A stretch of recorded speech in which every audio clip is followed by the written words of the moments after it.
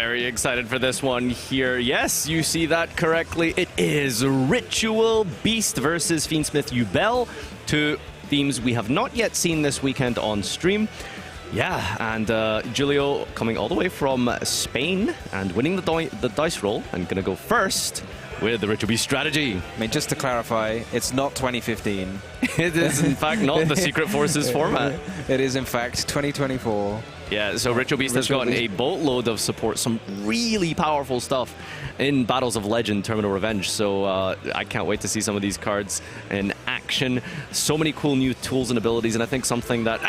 we've opened Dimension Shifter, which, ironically enough, outside of just being a very, powerful card at stopping your opponent from playing the game, it also acts as some sort of a combo piece in Ritual Beast. It does benefit mostly the Rampengu, allowing you to banish more names. For those of you unfamiliar with what Ritual Beast does, Julia will hopefully display it to us here. But essentially, the two-card combo. We've got Kanahawk and Elder. So basically the way this deck works... That's the old two-card combo, right? Yeah, but it's gotten even better now because we can banish the new Spiritual Beast Tamer Lara from the deck, which when banished, special summons a Ritual Beast from the deck.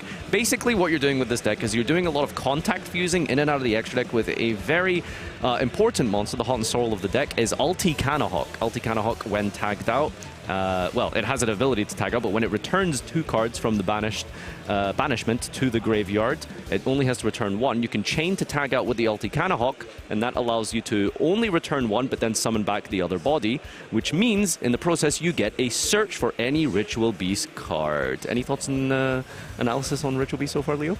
Oh no, I'm absolutely just in love with the deck. I remember when I picked it up in 2015, I didn't understand what I was doing. It's it reminds me of Infernity, but with a little bit more of a cuter take, right, Tom? This doesn't remind me of Infernity at all. He's got Ulti Kanahawk's Archfiend. Yeah, no, I don't want to have limits on the number of times I can special summon my monsters, though. With one of the most important restrictions on this deck, the extra deck monsters, you can summon them, you can use their effects as many times as you like, but each of the Ritual Beast monsters in your main deck, those might be the Spiritual Beast or the Ritual Beast Tamers, can only be special summoned once per turn. So there are some powerful new Link monsters to help you get around that a little bit by providing you some extra normal summons. Yeah, this is one of the newer ones, not among the newest of support, but this is Ritual Beast Kimon Falco, which is a Link 2 that allows you to banish Ritual Beast from your graveyard and immediately perform a normal summon, rather. And that is an infinite impermanence coming down from Artin. Yeah, I think this is like the old rule of thumb, right? If you see a Link 2 of an archetype, you throw an impermanence. Ooh, but we're actually going to tag it out, it looks like. In response, quick effect to revive back the Rampengu and the Spiritual Beast Lara, and then it should still resolve to perform a normal summon here. You can tag this out as a quick effect as well? Yes. I believe so, yeah. Maybe not the best impermanence target. So actually, yeah, it's not great, but the best way to use it is to use it immediately, but I think Kimon Falco activates on summon. To perform the normal summon. Yeah, so actually, the best way to tackle this is rather than chaining it to it, you should use it immediately. So again, this is one of the advantages of playing a lesser known deck, is your opponent isn't very likely to know exactly when to stop you. And because of that, you end up with missteps like this. Yeah, I mean, it's fair enough to not know exactly what's going on here if you've not seen the deck before. No, it's not. Everyone should know what Ritual Beast does. Everyone should know what Ritual Beast does. I mean, I know what the deck did in 2015, but I wouldn't know as much about what it did now. I mean, it's just basically the same things happening as in 2015, right? There's a little bit of monsters on the field, and then they leave sometimes from the field, and then all of a sudden, in the end, you have steeds, and that's then it. This could have been a lot of Yu-Gi-Oh! Decks you were describing. There were monsters, then they leave, then you search some cards, then you summon some other cards, Yeah, as you can see here, how the chain works, we return 2, tag back into 2 more, and this is going to be 2 level 4s. Actually, a fun little thing that Ritual Beast can do now is you can also end on a rank 4. There's combos that end on, for example, Apollousa with a Baguska, and obviously Baguska not negating and setting a monster to defense mode because Apollousa is a Link monster, and you also have the ability to use Steeds and tag out with another fusion that you would also have in the process. So yeah, it's a really, really powerful deck, if you are able to play, sometimes is really what it comes down to. Not quite the crazy first turns that you will see from Snake Eye. But talking about first turns, people sometimes say that Yubel could be the highest ceiling deck of the current format. What do you guys think? I would definitely agree. The deck is incredible when it comes to building a big field when it goes uninterrupted. Has quite the play through some hand traps. However, I think what it is lacking is the ability to play through fields as good as Snake Eye does. And this is also part of the deck that you can use. It's the generic rank 4 for the Infernal Banshee to search for, some Nemesis monsters. I wonder what those are going to get. You can special summon the flag from your hand by returning a banished card and then activate the effect on the field to search for a Nemesis monster. Can you think of any good Nemesis monsters? You know, I don't know. Nemesis Corridor, obviously. Thanks earlier. Yeah, not quite. Here is Protoss. It's been a while since we've seen this, actually. Forbidden for a little bit and then returned. Sometimes seen as a bit of a Sword Soul card, sometimes. Yeah. To be honest, Corridor also not a very bad search target because you can special summon it and then you can immediately go for a Colossus.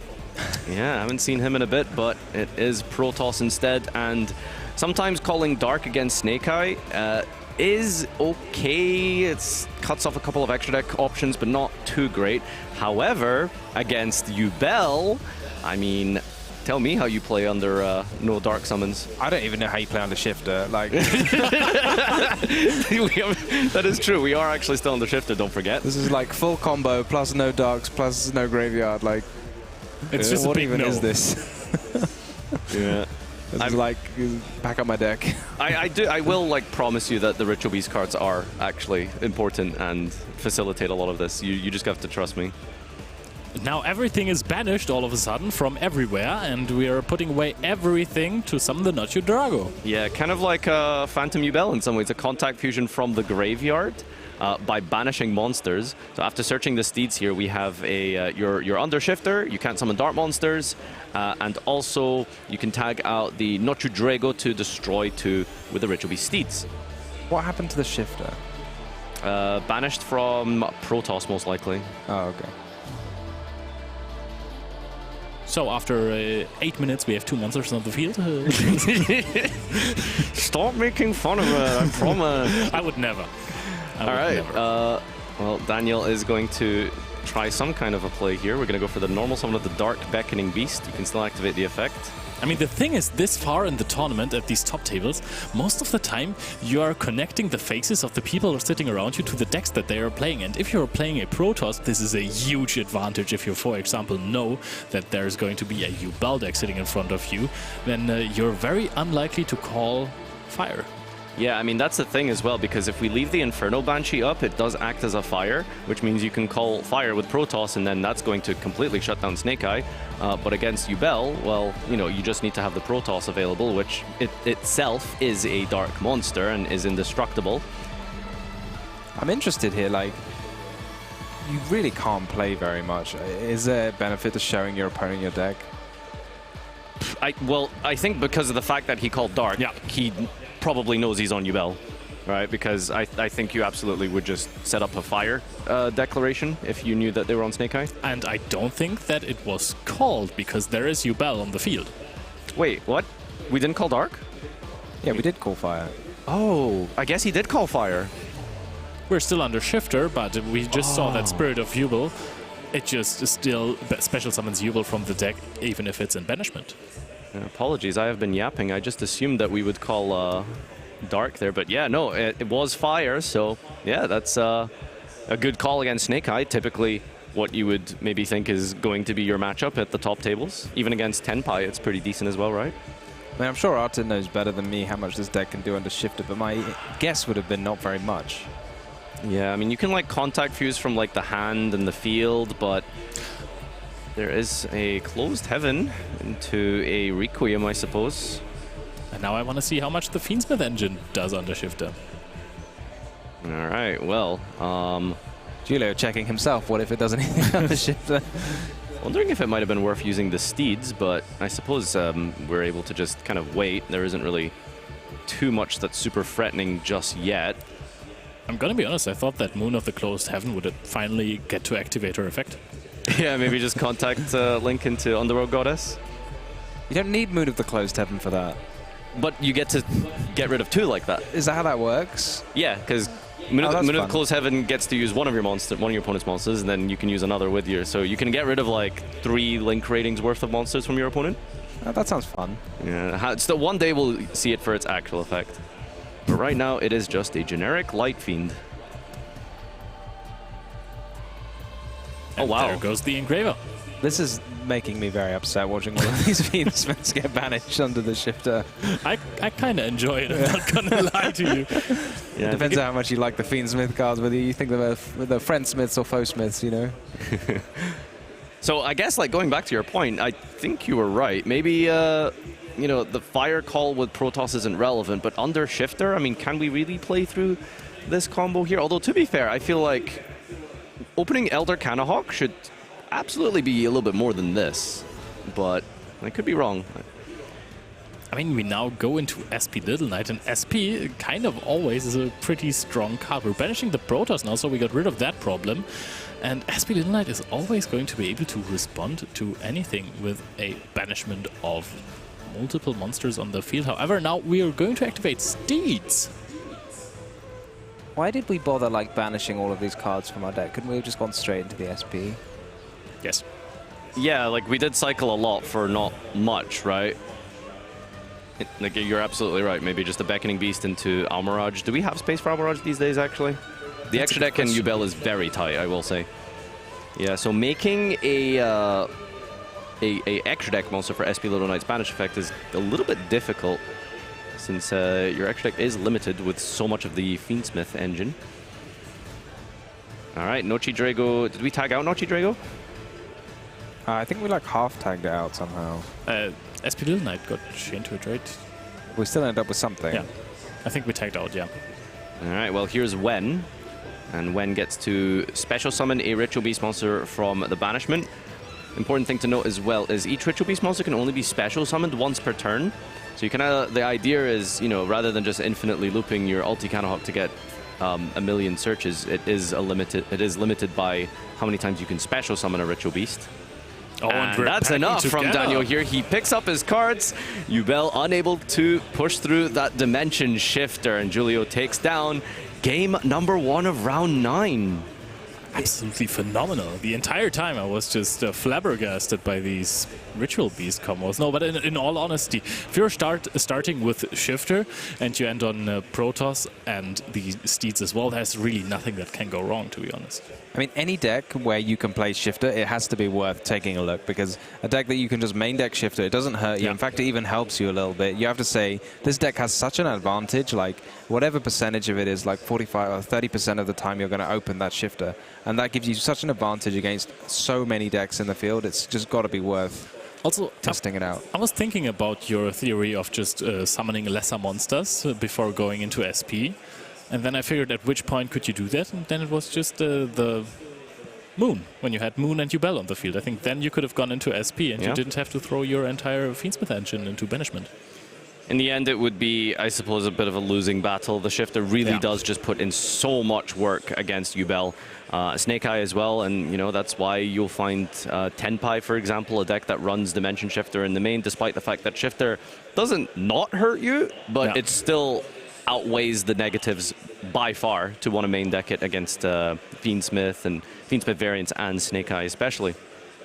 Yeah, I mean, it's almost a pass for a lot of decks these days. Yeah. There's very few cards that are passes for the Snake Eye deck. Yeah. Taking a look at Daniel's side deck here for going first. Not really much I can see here, but you know, I think Yubel is a deck that is quite known for having such a high power end field, arguably a more powerful end field than what Snake Eye can put up. The advantage is, or disadvantage rather, is that Yubel is sometimes a little bit less consistent and a little bit more vulnerable to disruption compared to Snake Eye, which is why generally people have been leaning towards that. But absolutely, Yubel is a very formidable deck. It's a very cool extra deck monster that has been released very recently. That is Varadras, the final bringer of the end times. What do you think of Varadras? I just think this is what you want from a rank 10. You know, sometimes there are some cards where you're just like, some ranks where you think, why are there lower ranks that do better than the higher ranks? It just doesn't feel right. So this is a proper rank 10, you know? If you're going to go to the effort of summoning a rank 10, you deserve something this cool. Absolutely, and now I've seen that both of these players are ready for the next battle, so let's go into game number 2.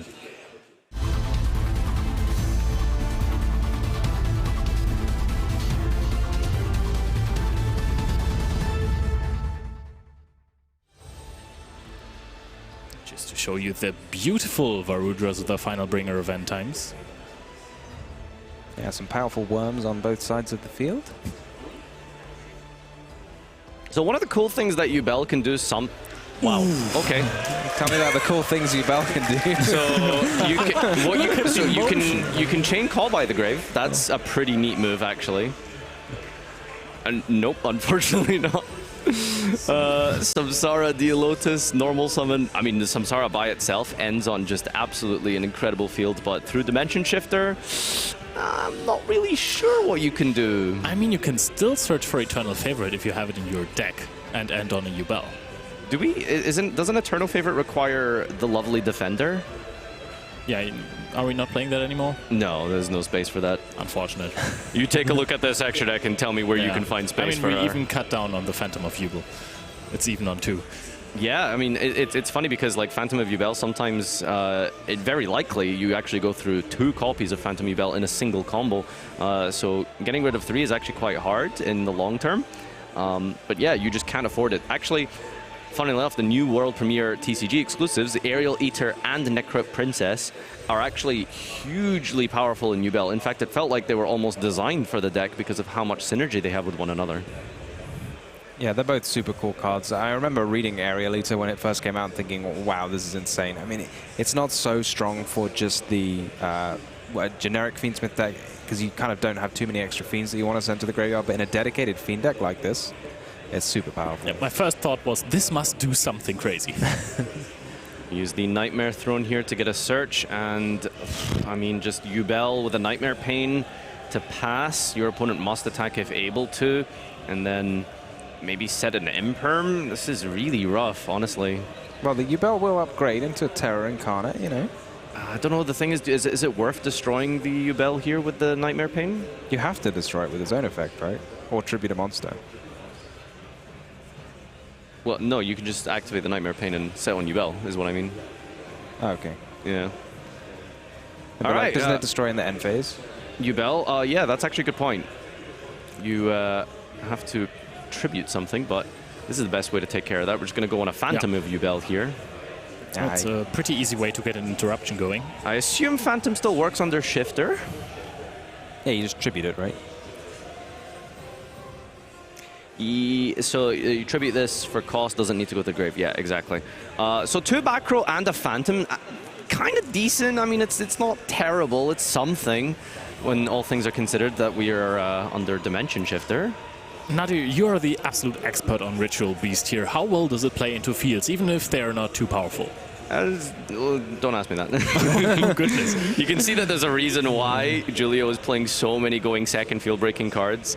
We got Talents, we got Dark Ruler. I think there might even be an evenly matched in there, actually. Yeah, there actually is. Pass back? What was this motion? Oh, no, okay. Battle phase, there it is. Ouchie. Yeah. Oh, that's rough. Oh, we're getting rid of Phantom? Okay. Oh, I think this might be a rivalry of the Warlords that is set there. If that is rivalry, this duel is going to be very, very short. Rivalry of Warlords is extremely powerful against Ritual Beast. So it is definitely worth keeping if it actually, in fact, is rivalry. All the spiritual beasts are beasts, right? And then spellcasters with the tamers? No, not let me just double check, actually. They are different, I'm pretty sure. Is not a Ritual Beast. Yeah, so all of the... they all have different types. Yeah, so all the tamers are psychics. Oh, yeah, I should have remembered that, because they play Emergency Teleport to summon the tamers, right? Yeah, that makes sense. Psychics, and then, you have various different ones for the actual Ritual Beasts themselves. We've got Aqua Beast. Rivalry of Warlords. Oh boy. Well, I mean, it's only fair, right? If you're going to open Dimension Shifter twice, I think we're allowed to get a Rivalry of Warlords. Oh, we're going to set Imperm, it looks like. I was going to say the same thing. We basically know what is happening there. Now Lurie is normal summon, so the Shifter isn't active anymore. Oh, it is a bluff. It's Book of Eclipse. We're going to set the Lurie face down, which is, of course, a good chance at ending a turn early. However, we haven't still fixed the Rivalry of Warlords problem. Yeah, I mean, he got you guys, though. He got you good. Artin has depleted a decent amount of resources from that turn 1 here. Oh, but we still have the Squirmers. We're going to actually chain it. Set, so you're just going to get to draw 2 cards now in the end phase, I which is assume quite a lot that's of what fun. he's trying to do. That is so funny. All right, just generating more advantage, which should be fine, because unless Julio sees a out to Rivalry of Warlords immediately, Artin's next turn is going to be very explosive. I don't even think that Julio has something to play with, because he just opened with the Nemesis flag. However, Wait, can Petalfin this bounce spells and traps? I think it bounces any card. Oh my goodness. It bounces a Rivalry Warlord to the hand here. Now, do we have follow-up? We will need to have drawn Inheritance, E-Teleport, something like that. Kimon Falco can't be made with a flag. I mean, I remember this card being the one that you just didn't particularly want to draw back in the day. No, absolutely But here not. it being absolutely clutch. I mean, it's really funny because even until now, like, there's like 4+ monsters you'd rather not like open. You do want to cycle through them as names because, you know, the special summon once per turn. Is that scooping? Wait, no. Why did we banish the shifter? Oh, oh, of course, yeah, we searched the protest. Yeah. Do we have an answer to Calling Dark? No, we don't. No, everything here gets destroyed. Okay, not the Lurie because it's light, but we were attacking over it. And now I'm very curious as to where this is going to go. You just reset the rivalry, right? Yeah, I mean, there's Protoss. You can set Rivalry, but you're just going to get Dark called on you every single turn. Now, the quote-unquote trade-off of Protoss is that it has to destroy everything of that attribute. So, you know, you call something like Fire, you destroy your Infernal Banshee, as we saw in game number 1, and then on the following turn, if Snake Eye lives, you can't call it again unless you can somehow get another Fire, like hard drawing a Pilio, maybe. But because Protoss can just call Dark again on the following turn, because it's indestructible even by its own effect, you can just keep calling Dark every single turn. Well, that is fun. Okay, so we have Rivalry of the Warlords versus Protoss, and I think the deciding factor here why Julio is in an advantage, Protoss has attack points. Yeah, 2,500. Setting and passing is only going to get you so far against this Rivalry here. Well, you know what's not dark? Normal summons? The Fiendsmiths are not dark. True, but how much can we realistically do with the Fiendsmiths? Let's find out. I mean, you have 2 other monsters as well if you're searching with the Dark Beckoning Beast now. You can search for, of course, another Opening Gate, but you can also search for this level 1 monster. 2 normal summons, going to make a Link 2 here for Closed Heaven, most likely. And that one can activate its effect. Nope. We're going into the Requiem. You're being very hopeful that somehow he can make a Link 5 with, with the 3 monsters on the field. All right, well, light monsters only this time, so this is... oh, and you can just send it, right? You can just send the Protoss with Requiem equipped. Yeah, that is in fact an out. We are getting rid of the Protoss here. The utility in this engine. So, do we have enough to... No, okay, it is just Engraver... Oh, and that's a Lara, who has an absolute massive amount of defense points, 2,000. When did level 1 monsters start getting like 2,000 defense? It's the trade-off, isn't it, right? Level 1s have to have small attack, therefore you give them big defense. And another set card here. Again, we need something for Rivalry of Warlords. Otherwise, Julio is not going to have a great turn here. We are under Psychics. And I don't think there's any Link to Psychics we can really make that get us anywhere. Are there none of the extra deck monsters psychics, are they? The Ritual Beast, the new... Yeah, they are Psychic. They're, yeah. Okay, because you can make one of those if you've got another... Nochi Drago is like randomly a worm, I suppose. Oh, Lara is crashing into the Engraver.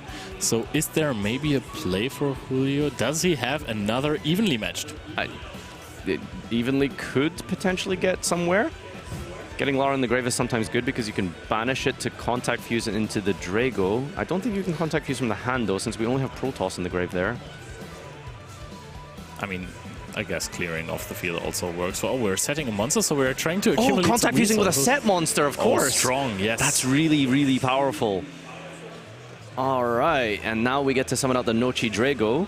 Again, this is a worm, and it has 2400 attack. What's Engraver's attack? 1/8, right? Okay. So does this destroy cards somehow? No. It's targeting protection, and tags out. Yeah, that's enough for Julio. Yeah, scoops it up, and there it is. Game number 2 goes to Artin, and yeah, Yubel out. Floodgating the Ritual Beast deck that opened Shifter 2 games in a row. Can we open it 3 times in a row? Oh, that would be absolutely sick. I know. I mean, some people think that Dimension Shifter is like a turn skipper or something, but it is actually just an extender, as you mentioned earlier. So we really wish that Julio can find his combo pieces for his Ritual Beast deck, right? Well, yeah, maybe he'll use it as a small world bridge. You don't even need to open Shifter when you can open the other dimensional card I'm seeing in the side deck. That is really nasty. Yeah, there is more options as well. You know, going first, bringing in Dimension Fissure, the one-off anti-spell. Ash Blossom, not too bad against this matchup as well. There's probably a lot to actually take out because of the fact that, you know, the main deck is just filled with, you know, Book of Eclipse, Dark Ruler, for example. Book of Eclipse especially not great against Yubel because you can just do the exact same play we saw there, which was contact fusing into the Nochi Drago. You can do the same with Phantom. So yeah, I think it's really going to come down to what does Artin have for this type of matchup going second. One card I'd be really interested in, which I don't see in the side deck, is Mulcharmy Paralia, because can you imagine, like, they normal summon like 4 or 5 times in a turn? The crazy thing about Mulcharmy is that, you know, typically most decks are getting 2 or 3 draws. With Ritual Beast, you are giving your opponent like 5. Yeah, to do your full combo. So weirdly enough, one of the few archetypes that specifically get hurt by that, as well as Fluwanderees, you know. I mean, we have seen earlier how actually one player with the Snake Eyes had a problem with drawing multiple cards with Mulcharmy because he was just drawing into all of the cards that he wants to summon out from the deck. He drew into all of the Poplars, he had the Flambirch in hand, and then couldn't start his turn by going for Snake Eye Ash, and that basically lost him the game. What do we think about Mulcharmy? Staple or not? At least in the side. Yes. Oh yeah, definitely. Yeah. Super cool, super fun.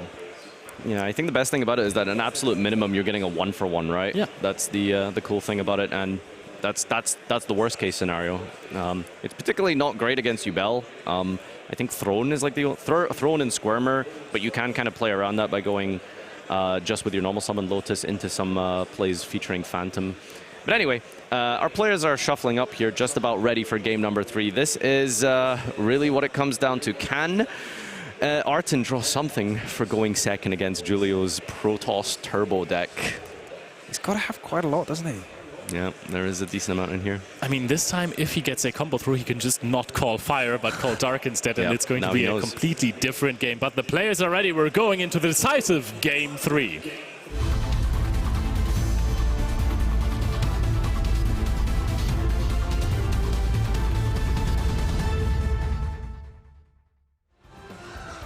Game 3 underway here, and here it is. Artin versus Julio.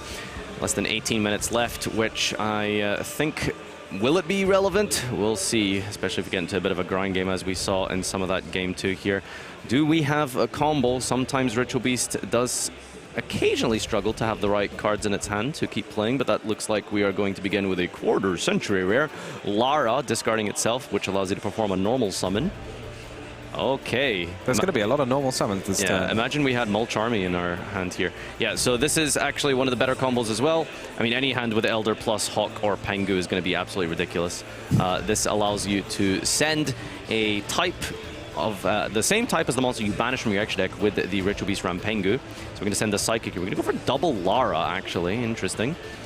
But Artin here, he's got to be happy because there's been no Shifter. Where's Shifter? Yeah, that's all you care about. The standard field, maybe you can deal with.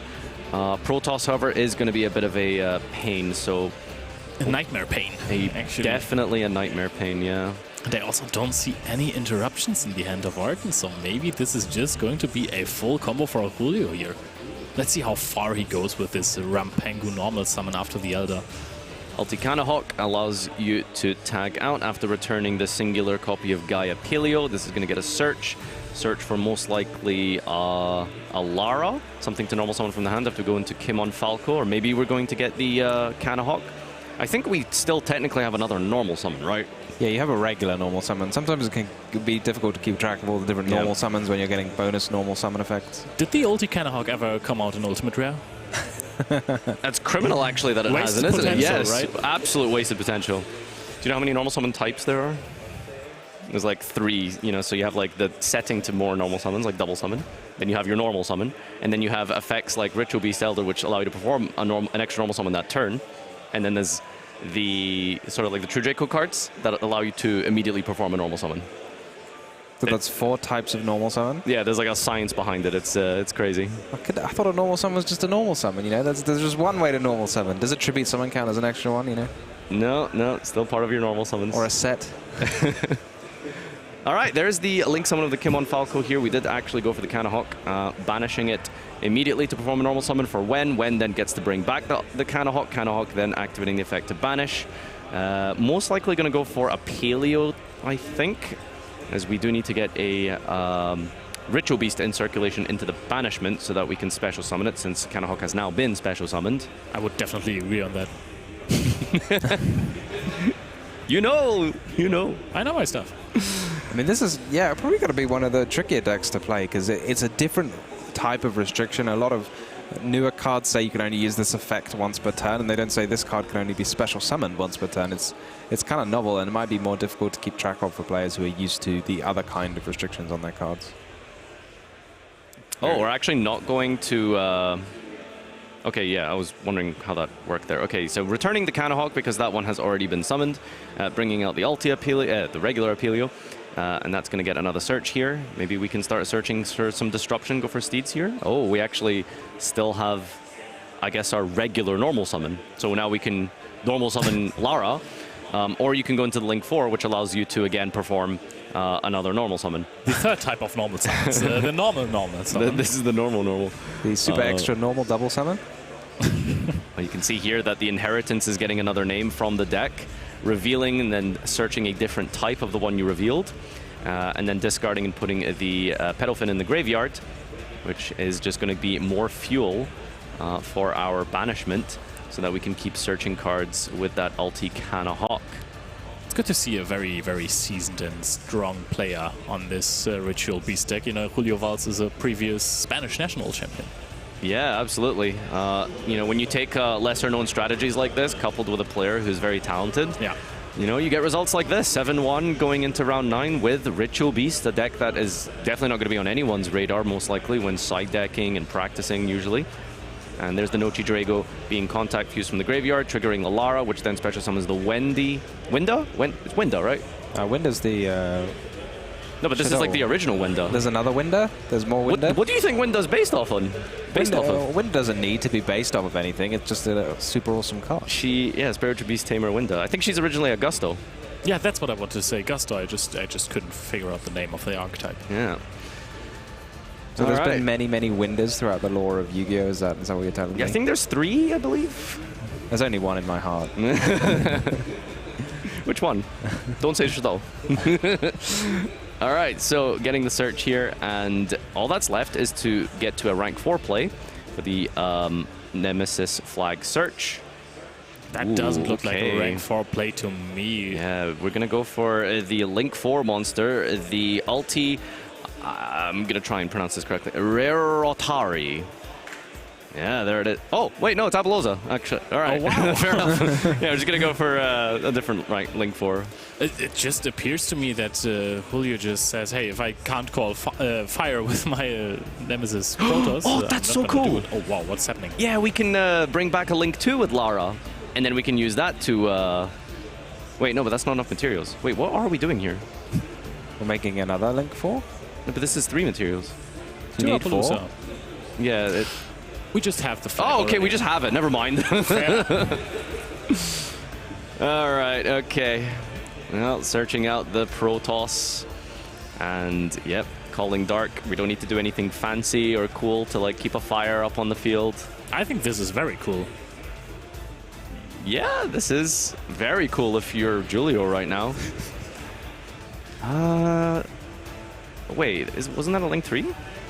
No, there was a Link 2 used, right? Yeah, okay, yeah, math. All right. Riratari's there, which is a kind of like an SP Little Knight. You can banish, as a quick effect, you can banish a Ritual Beast card, and then a card that your opponent controls. That is strong. Yeah, it's really, really good, as well as, of course, you can do another normal summon if you really want to here, but I think we're all done with that. And now we're going to activate Ulti Canahawk for the last and final time here, not tagging out, as we have special summoned, I think, every name except Petalfin this turn. And that's going to search for some follow-up. That is a Canahawk. So, that is the full combo. Ritari, Apollosa, Canahawk tag out, the Nochi Drago for the targeting protection, Ritual Beast Steeds, and Protoss Calling Dark. Now I'm impressed, Nadia. You got me with this one. This one is really impressive. I'm pretty sure game one he could have done this, like something close to this. But yeah, it's Artin's turn here. And there's the Imperm. This is very late to the party, I want to say. It's a tale as old as time, isn't it? The Imperm 6th card. I mean, usually it's a good 6th card. Yeah, that's the thing. These lingering effects like Protoss, That's it's the issue. difficult. You know, we can Imperm Apollosa, but like, where do you go from there? That's the problem. You Imperm and then you do Fiendsmith things. Yeah, Fiendsmith into the Requiem, equip onto the Engraver like we saw in the previous game. It's gonna solve one of 4 problems. Well, one problem at a time, you know? Exactly. And the problem is, as soon as we equip there, we can just activate the Steeds to destroy, so it's a bit rough. I don't know how we get out of this situation. I mean, Artin is going to have to find a solution in the next 10 minutes. Both players are at 8,000 life points, and first of all, we discard Engraver. That can never be wrong, right? Yeah, I mean, that's probably your only line in Yubel. It's just a really powerful monster on the field with the Protoss, and we also have the Apollosa that's going to negate the Engraver. I mean, you might as well use the Imperm. It really isn't going to get you that far, but, you know, your opponent could do something very silly. Don't count him out. Yeah, we're still in it. We're still playing. The game isn't over. Jaden Yuki said it already until the last card is played. Yeah, that is a good card. And maybe Protoss was the last card played from Julio's side. So. Right, so we're going to search for the Tract. The Tract is in the monster zone already. Very ambitious Tract. It's really funny. He's like hurrying his opponent along there. He put the Imperm in his grave for him. I mean, at some point you need to pay attention to the time, right? Yeah. We summon Lurie. Lurie gets discarded. Then Lurie is summoning itself back. And then Lurie is probably at one point or another going to find its way into the graveyard again to summon out a Fiends with Requiem. Yeah, Lurie has a lot of fun. You know, it goes the hand, the grave, the field, the grave. It's like it's on a trampoline. And then it goes back into the deck sometimes. It does, yeah, it bounces Crazy. all around. Mr. Worldwide. All right, here we have a Link summon of the Requiem. And quick effect is very relevant here. I don't know why they had to. Imagine Nightmare Mermaid was a quick effect. This can't be special summoned, right? Oh, it The could be Squirmer? No. It could be normal summoned. Yeah, we can normal summon Squirmer. Normal summon Dark Beckoning Beasts. Okay. I guess he like did attempt to summon the Squirmer there, but yeah, as you mentioned, Protoss, of course, still lingering, still around. Yeah, sometimes when those turns take a little while and you're thinking, hey, maybe I can find an angle through this, and then you're reminded that there is an effect that stops you from summoning basically all your monsters. Yeah, it's that classic problem sometimes when you like, you think about something for like 5 minutes, you're like, how do I get through this? And then you're like, oh, I can just do this. And then you realize that I didn't even solve step 1. This is why you were thinking for the entire time already. What are we looking for? Sequence? Okay. We're looking for a light. It's just a strange mannerism, right? Like you send the monsters to the grave and then you think about your Link summon, right? Like, didn't expect to get this far, I guess. What attribute is Lacrima? I assume it's a light monster as well? Yeah, all of the Fiendsmiths are light, aren't they? Yeah, all light fiends. Okay, well, on summon here, we are going to use the effect of the Tarai, I believe is what we use there, to banish the sequence. Oh, that one looks cool. Yeah, I'm sure there's like the story and lore behind it. I just can't remember which monster it's supposed to like come from in the terminal world. Dual world. Dual terminal. That's the one. Yeah. All right. Ritual's base steeds activated. That means we aren't going to be able to equip the Requiem and send. So what you got left? Now Julio is just like, okay, go for your throne, search something, but don't try to summon it, please. Yeah, there's just not enough time to like play really for Artin when you're under Protoss. You know, I think Julio's definitely going to just get a battle phase without any issues. I feel like Protoss was a little bit forgotten when it was first released from the Forbidden and Limited list, and now nobody's really prepared for it, and this is a really, really strong card into most of these decks that we're having right now.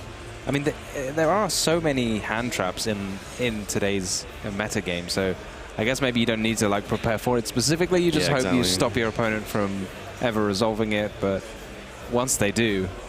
We should have a Call by the Grave that cancels lingering effects. Yes. Just call Dweller or something. I think that would be I thought that's how it worked. All of the judges watching this are just looking at you being like, no, Nadir. That doesn't work for many different reasons. There's Dimensional Fissure, just adds salt into the wound there, put everything into attack mode, and that is more than enough for a game here. Actually, no, the Apollos is on 0. Is it enough? I think it's going to at least be a lot of damage. Yeah. But it's also declaring Dark already, so Spirit of Jubel can't be summoned during the battle phase. We're going to attack for a lot of damage. This is the fifth of Julio V goes X1 into day 2 of the European Championships 2024 here in Berlin. Ritual Beast! Yay! I'm really excited, honestly. Love this deck. The support is super, super awesome. And it's great to see it take down a contender of the meta, absolutely, in the shape of Jubel. So, can't be understated. Let's not, ignore the elephant in the room here. Dimension Shifter, 2 games in a row. Really strong in-engine archetypal search of... I mean, he lost one of these, right? That is true. Yeah, he did, actually. And then the Protoss in game number 3 just can't do anything at all, right? So it is what it is. Sometimes, these lesser-known strategies like Ritual Beast have to bring the best decks down to their level, in terms of power. I'm believing in the Protoss. Like, that was absolutely crazy. I'm just imagining myself in the hands of a Jubel player and drawing a fistful of dark monsters and not being able to play any of them. That's yeah. That seems really powerful. But I mean, what do you think? How many Snake Eye players were there who got randomly called the fire on and they were like, darn it! Now I can't play my cards anymore. Well, I guess I could tell you 7, potentially. That is true. I mean, that is absolutely huge. Protoss is such a good card, and I can't believe that so few people are accessing it, because all you need is like 2 level 4 monsters. Of course, there is plenty of dark monsters in the game. I mean, a Jubel deck won't try to play it, because then you're popping your entire field, basically. Snake Eye deck doesn't have too many level 4s, but I think that plenty of other decks have the chance to access this card. My Lightsworn deck plays it. See? We make rank 4s with wolves. So I think that this is a very good strategy that rogue decks can pick up, and I also like how we actually, with the Ritual Beast deck, set up the steeds as well, and also the in-engine link monsters to interrupt further on. Yeah, it's super cool. Again, it's nice to have a deck that just plays slightly differently to other decks, because it can occasionally catch people off guard, Things like that Ritual Beast Tamer Elder, you just normal summon, then you just get another normal summon straight away, right? So you can't Veil that, you can't Imperm it. That's the thing. Some people will instinctively throw an Imperm or a Veiler at it, but that's not how it works. It just, I think it's a condition that is applied. So, yeah. Yeah, there's a lot of stuff like that. Or we saw the sort of quick effect to tag out again, playing around the Veiler, or in this case it was Imperm. Oh, yeah. That was absolutely huge in the first match as well. It was a critical moment there. It's a big shame that we didn't really get to see Jubel do what it's supposed to, right? Like, absolutely. Yeah, potentially. Just genuinely some of the most formidable fields you'll see in this format, with the Phantom of Jubel, protected from battle with the Apollosa, the rank 10 Varadras. I feel like I'm missing one other disruption in there. Rivalry of the Warlords? That was the good one. Fantastic.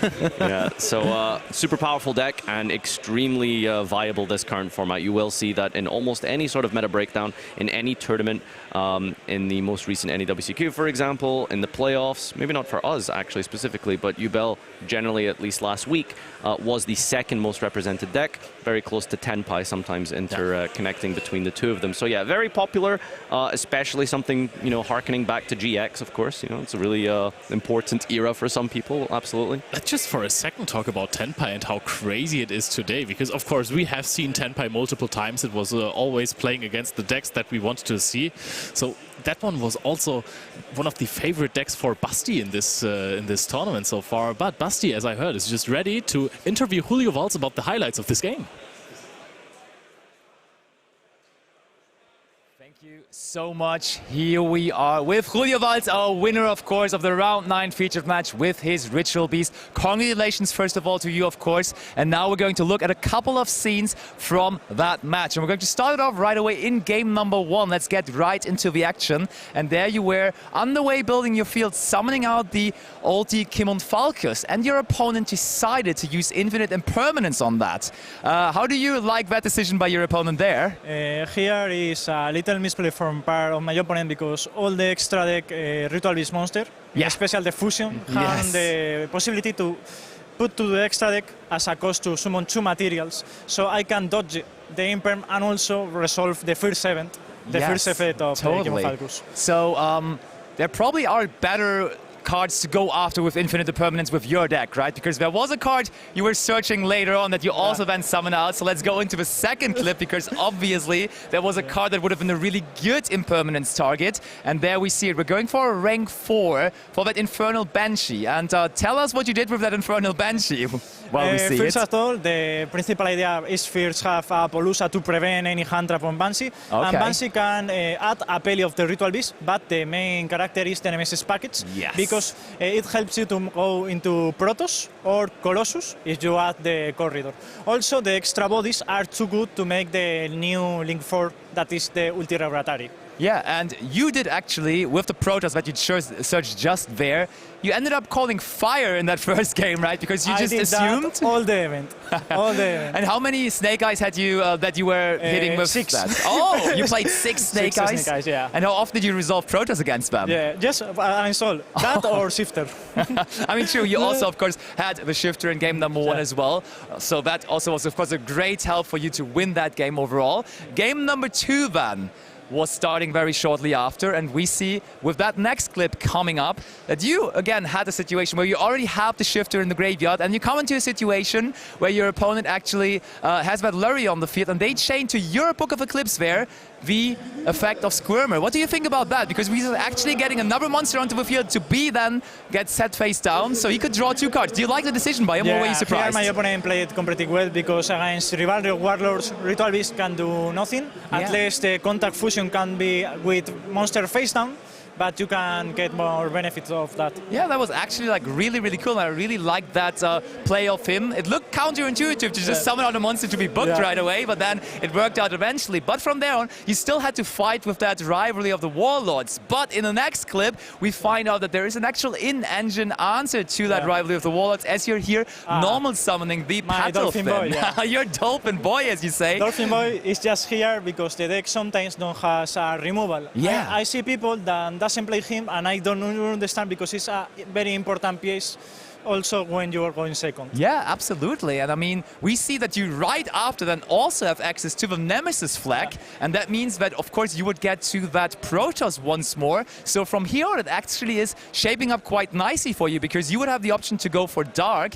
You're already there going for the extra. Considering different options, did you think about anything else, or was it always clear that you go Protoss? The problem is that only I playing extra deck link to monster of Dark. So summon Protoss to pop Dark still destroying my IP.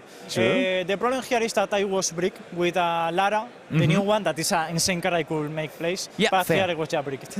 Yeah, but there is a Protoss, so that brought you at least to the situation that your opponent could not summon out any Dark monsters anymore, and you could attack over Valuri. But then, interestingly enough, your opponent also found an answer then to your Protoss later on. In the next clip, we can see that. That's pretty much the last clip from the second duel that we have, where your opponent then went for the Engraver. And the Engraver, of course, is a pretty easy answer, and he played that pretty well, right? That was pretty cool of him. And Oh yeah, okay, we're not going to see that, but game number 3 then coming up, we have you going first, and honestly, that was just a display, a masterclass of the game that you performed there. So let's go into the clip, let's quickly see how it turned out. In the game, they didn't see, but I didn't watch the normal summon in all the turn. So I keep the Lar in hand in case my opponent has Nib or something. Okay, so first of all, we do see the Engraver play that we were just talking about there. Pretty smart, and your opponent shortly after won the second game of that, right? Because you didn't really have any way to come back, because a rivalry then again was there, because the Dolphin was only outing it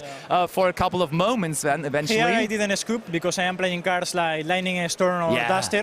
And I hope or pray for top deck. Okay, because you are already getting started on game number 3. So next clip immediately after, and there you see it, man. The final field you created. So for game 1, we didn't see Appaloosa. What was the reason you could go for Appaloosa here on top of it?